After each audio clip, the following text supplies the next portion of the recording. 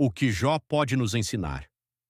Há livros na Bíblia que ensinam pela clareza, há outros que ensinam pela profundidade, e há o livro de Jó, que ensina pela ferida.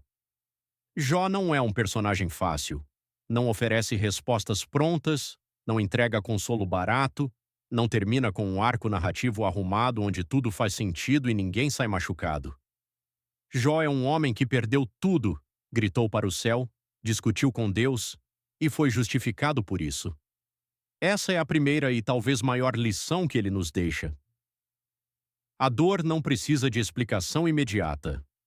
Os amigos de Jó, Elifaz, Bildade e Zofar, chegaram com a melhor das intenções e disseram as piores coisas. Ficaram 7 dias em silêncio ao lado dele, o que foi sábio. Mas, quando abriram a boca, fizeram o que tantos fazem até hoje, tentaram explicar a dor. Você deve ter pecado. Deus está te corrigindo. Aceita com humildade e vai passar.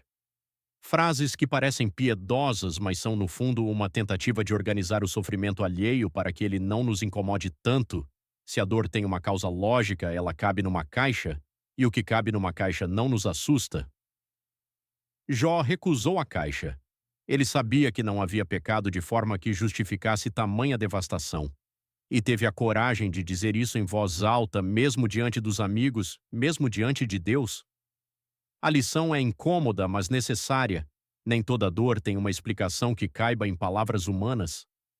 Às vezes o sofrimento não é castigo, não é lição, não é prumo.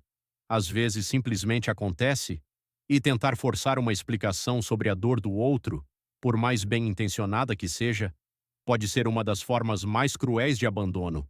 A fé verdadeira não é silêncio, é diálogo. Jó gritou, lamentou o dia em que nasceu, exigiu uma audiência com Deus, questionou a justiça divina com uma franqueza que faz muitos leitores religiosos se desconfortarem.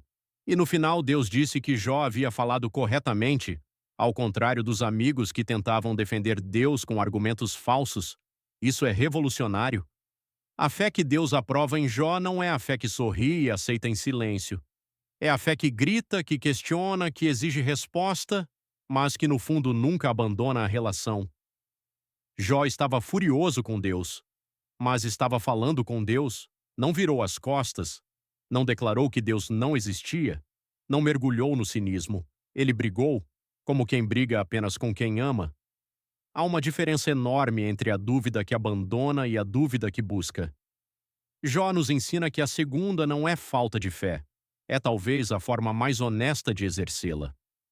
A integridade vale mais do que a recompensa.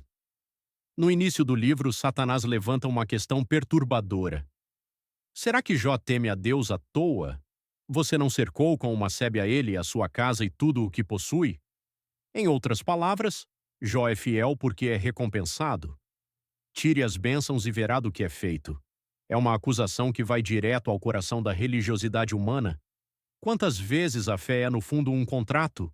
Eu oro, eu jejuo, eu dou, eu obedeço, e em troca espero saúde, prosperidade e proteção. Uma troca velada onde Deus é o fornecedor e o fiel é o cliente. Jó destrói esse modelo. Perdeu os filhos, os bens, a saúde, e ainda assim não amaldiçoou a Deus. Não porque era insensível, mas porque a sua relação com Deus não estava fundada no que recebia, mas em quem Deus era. Isso nos ensina algo profundo sobre integridade, tanto na fé quanto na vida. O caráter verdadeiro só se revela quando não há nada a ganhar. Qualquer um é generoso quando a generosidade traz retorno. Qualquer um é fiel quando a fidelidade é recompensada. A questão é quem você é quando a sebe foi removida e o vento sopra contra. O sofrimento não é o fim da história. Jó foi restaurado, não porque obedeceu passivamente, não porque aceitou as explicações dos amigos, não porque fingiu que estava bem. Foi restaurado depois de gritar, questionar, insistir e encontrar Deus no meio do redemoinho. Esse final não é uma promessa de que toda dor terá compensação material nesta vida. Seria uma leitura rasa demais. O que o final de Jó nos diz é algo mais sutil e mais poderoso, que o encontro com Deus no meio da tempestade já é, em si, uma forma de restauração. que quando Deus respondeu a Jó do meio do redemoinho, não com explicações, mas com presença, algo se transformou. Às vezes a cura não vem na forma que esperamos, às vezes vem como presença no escuro, como a sensação de não estar sozinho mesmo sem entender nada. E isso, para quem já esteve no fundo, já é muito. Para hoje, Jó é um espelho que poucos têm coragem de encarar, porque ele reflete não o que queremos que a fé seja, confortável, recompensadora, explicável, mas o que ela muitas vezes é na vida real, confusa, dolorosa, questionadora e ainda assim inabandonável.